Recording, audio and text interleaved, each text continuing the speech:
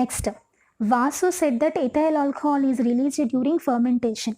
వాసు ఏం చెప్పాడంట, ఫర్మెంటేషన్ ప్రాసెస్లో ethyl alcohol రిలీజ్ అవుతుంది అని చెప్పాడు. Bose said that fermentation is a process of anaerobic respiration. Bose ఏం చెప్పాడంట, ఫర్మెంటేషన్ కూడా ఎనరోబిక్ రెస్పిరేషన్ లాంటి ప్రాసెస్ అని చెప్పాడు. Who is correct here? ఇద్దరిలో ఎవరు కరెక్ట్ అని అడిగాడు. బోత్ ఆర్ కరెక్ట్ హియర్, ఇద్దరూ కరెక్టే. ఎందుకు, ఫర్మెంటేషన్ ప్రాసెస్లో మనకి ఏం ప్రొడ్యూస్ అవుతుంది, ఈస్ట్ యూస్ చేస్తాం కాబట్టి finally will get characteristic smell which is produced due to ethyl alcohol. Ethyl alcohol అనే కాంపౌండ్ ప్రొడ్యూస్ అవుతుంది. So Vasu correct.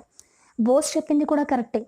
ఫర్మెంటేషన్ కూడా ఎనరోబిక్ రెస్పిరేషన్ లాంటి ప్రాసెస్. ఎందుకని, fermentation also takes place in the absence of oxygen. Fermentation కూడా oxygen లేకుండానే జరుగుతుంది. అయితే fermentation ప్రాసెస్లో మనకి ఎండ్ ప్రోడక్ట్ ఇథైల్ ఆల్కహాల్ వస్తుంది. ఎనరోబిక్ రెస్పిరేషన్లో మనకి ఎండ్ ప్రోడక్ట్ వచ్చేసరికి లాక్టిక్ యాసిడ్ వస్తుందన్నమాట.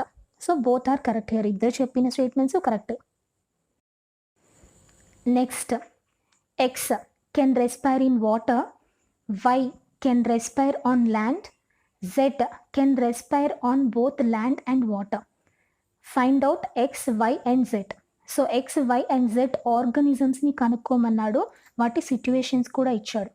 ఎక్స్ ఏం చేస్తుందంట, it can respire through water. వాటర్లోంచి రెస్పిరేషన్ తీసుకుంటుందంట. సో వాటర్లోంచి రెస్పిరేషన్ తీసుకుంటుంది అంటే ఇట్ హ్యాస్ గిల్స్ ఉంటాయి వాటికి. బ్రాంకియల్ రెస్పిరేషన్ జరుపుకుంటుంది.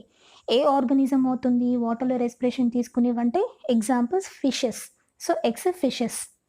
Why can respire on land. Land మీద రెస్పిరేషన్ తీసుకుంటుందంట వై. సో ల్యాండ్ మీద రెస్పిరేషన్ అంటే ఎయిర్లోంచి రెస్పిరేషన్ తీసుకుంటుంది అంటే దానికి లంగ్స్ ఉంటాయి. పల్మరీ రెస్పిరేషన్ తీసుకుంటుంది అనమాట. సో పల్మరీ రెస్పిరేషన్ తీసుకునే ఆర్గానిజమ్స్లో ఏవైనా ఎగ్జాంపుల్స్ రాసుకోవచ్చు. మనం మ్యాన్ రాసుకుందాం. Next, Z can respire both on land and water. Land water రెండింటి మీద రెస్పిరేషన్ తీసుకునే ఆర్గానిజమ్స్ ఏంటి, యాంఫీబియన్స్. ఎగ్జాంపుల్స్ మనం ఫ్రాగ్ రాసుకుందాం. So X refers to fishes, Y refers to man and Z refers to frog. Next, unlike man, why ribs play main role in women during respiratory movements. యూజువల్గా మ్యాన్లో respiratory మూమెంట్స్కి diaphragm main role play చేస్తుంది. Diaphragm is a dome shaped structure which is present below the lungs. Lungs కింద ఉంటుంది. And contraction and relaxation of this dome shaped diaphragm help in respiratory movements. Respiration, inhalation and ఎక్సలేషన్కి help చేస్తుంది. But in case of women వచ్చేసరికి diaphragm కాకుండా ribs play చేస్తాయి, పక్కటెముకలు play చేస్తాయి main role. ఎందుకు అంటే basically women body is designed to attain pregnancy and delivery baby in future. So ఒక సర్టెన్ ఏజ్ వచ్చిన తర్వాత ఉమెన్ బాడీ అనేది ప్రెగ్నెన్సీకి, బేబీని డెలివర్ చేయడానికి వీలుగా డిజైన్ అయి ఉంటుంది. సో ఒకవేళ in case of women also diaphragm plays main role. Man లానే ఉమెన్లో కూడా డయాఫ్రమ్ మెయిన్ రోల్ ప్లే చేసింది అనుకోండి. సో ప్రెగ్నెన్సీ టైంలో ఏమవుతుందంటే due to contraction and relaxation of diaphragm contract relaxation ఆ మూమెంట్స్ వల్ల ఏమవుతుందంటే it might cause some inconvenience to the baby which is growing in the ఓమ్లో పెరుగుతున్న బేబీ ఇన్కన్వీనియంట్గా ఫీల్ అవుతూ ఉంటుంది అనమాట. అంటే the baby will have difficulty in survive అవ్వడానికి డిఫికల్టీగా ఉంటుంది. So in order to avoid that danger, ఆ డేంజర్ అనేది అవాయిడ్ చేయడం కోసం సో బై బర్తే ఉమెన్లో ఏమవుతుందంటే ribs plays an important role. Diaphragm కాకుండా రిబ్స్ ప్లే చేస్తాయి అన్నమాట ఇంపార్టెంట్ రోల్ని. Next, what happens when alveolus is covered with many celled thick membrane. So we all know that alveolus is the structural unit of lungs. లంగ్స్లో ఉండే structural యూనిట్స్ని alveoli అని పిలుస్తాం. So అవి ఎలా ఉంటాయి, they are covered with single celled thick membrane. So ఒక cell థిక్నెస్తో ఉన్న మెంబ్రెయిన్తో తయారుంటాయి, అంటే చాలా పల్చగా ఉంటాయి అన్నమాట. ఎందుకు, they are useful for exchange of gases. So lungs దగ్గర ఎక్స్చేంజ్ ఆఫ్ గ్యాసెస్ అంటే ఆక్సిజన్, కార్బన్ డైఆక్సైడ్ గ్యాసెస్ ఈజీగా ఎక్స్చేంజ్ అవ్వడం కోసం అలా థిన్గా ఉంటుంది, సింగిల్ సెల్డ్ థిక్నెస్ మెంబ్రెయిన్తో ఉంటుంది alveolus. If alveolus is covered with many celled thick membrane, ఒకవేళ alveolus సింగిల్ సెల్డ్ థిక్నెస్ మెంబ్రెయిన్తో కాకుండా చాలా సెల్స్ థిక్గా కనుక ఉంటే, మెంబ్రెయిన్తో కనుక ఉంటే ఏం జరుగుతుంది అని అడుగుతున్నాడు. Then exchange of gases might become difficult. Exchange of గ్యాసెస్కి చాలా డిఫికల్ట్ అవుతుంది. సో మనకి విత్ ఇన్ ఫ్రాక్షన్ ఆఫ్ సెకండ్స్లోనే alveolusలో ఉన్న ఆక్సిజన్ బ్లడ్లోకి వెళ్ళాలి, బ్లడ్లో ఉన్న కార్బన్ డైఆక్సైడ్ alveolusలోకి వెళ్ళాలి. Fraction of సెకండ్స్‌లోనే. బట్ ఇలా థిక్‌గా కనుక మెంబ్రేన్ ఉంటే ఏమవుతుందంటే it will take a lot of time to pass through it. ఆ సెల్స్ థిక్‌నెస్ మెంబ్రేన్‌లో నుంచి పాస్ అవ్వడానికి చాలా టైం పడుతుంది గ్యాసెస్. సో, దానివల్ల ఏమవుతుందంటే మనకి రెస్పిరేషన్ ప్రాసెస్ అనేది ప్రాపర్‌గా జరగదు. సో, అందుకని ఏమవ్వాలి alveolus must be with single cell thick membrane only. Next, Raju has done this experiment by taking water in both the test tubes. He did not notice any color change. Can you explain him why? So experiment మనకి తెలుసు కదా, carbon dioxide is present in our exhaled air. మనం exhale చేసే ఎయిర్లో carbon dioxide ఉంది అని prove చేసే experiment. So రాజు ఏం చేశాడంటే ఈ ఎక్స్పెరిమెంట్లో he has taken water in both the test tubes. 2 test ట్యూబ్స్లోనూ వాటరే తీసుకున్నాడు. సో అప్పుడు కలర్ చేంజ్ అనేది తనకేం కనిపించలేదంట. ఎందుకు కనిపించలేదు అంటే to prove the presence of carbon dioxide we must take lime water in test tube. So carbon డయాక్సైడ్ని ప్రెజెన్స్ని మనం కనుక్కోవాలి అంటే మనం లైమ్ వాటర్తోనే టెస్ట్ చేయాలి. బట్ ఇక్కడ ఏం చేశాడు తను 2 టెస్ట్ ట్యూబ్స్లోనూ వాటరే తీసుకున్నాడు. సో వాటర్ అనేది ఏమవుతుందంటే కార్బన్ డయాక్సైడ్లో డిజాల్వ్ అయిపోతుంది తప్ప కలర్ చేంజ్ ఏమీ చూపించదు. సో అందుకని ఏం చేయాలి, we have to take lime water in any one of the test tube. కనీసం ఒక్క టెస్ట్ ట్యూబ్లోనే మనం లైమ్ వాటర్ కనుక తీసుకుంటే then we can notice colour change and then we can prove that carbon dioxide is present in our exhale air. So తను చేసిన wrong ఏంటి, 2 test ట్యూబ్స్లోనూ water తీసుకోవడం తను చేసిన wrong. Next, which solution is used to test the presence of oxygen in anaerobic respiration experiment? యూజువల్గా students confuse అవుతారు, అందుకే ఈ క్వశ్చన్ ఇచ్చాను.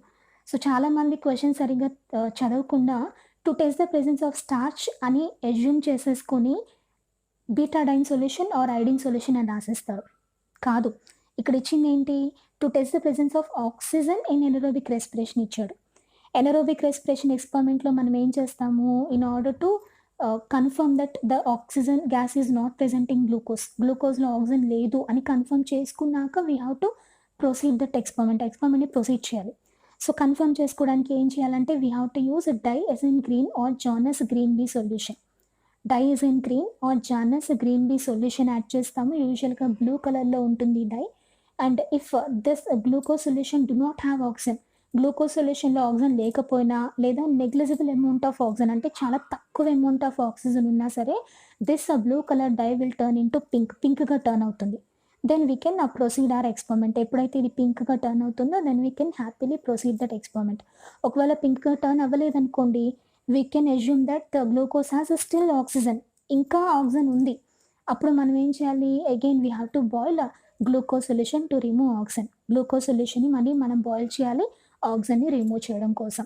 Okay, next, apart from swallowing epiglottis remain partially closed during. So we know very well that during swallowing epiglottis remain partially closed, పార్షియల్గా close అవుతుంది.